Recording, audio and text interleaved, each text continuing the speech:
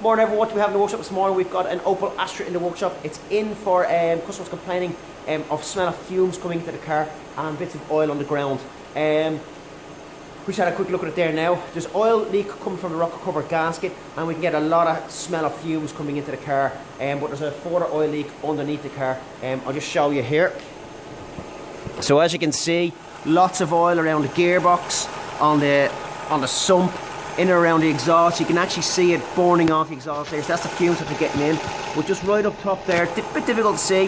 That's the oil filter housing and the oil filter. And there's a lot of oil coming down that oil filter housing.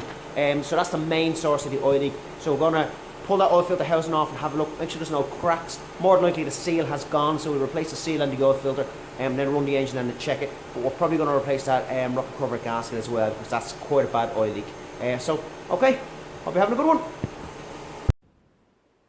Okay, so this is your rocker cover gasket, or rocker cover. Your gasket is just between here, and you can see the amount of oil that's leaking down, and there's your oil filter that's just down there that was leaking.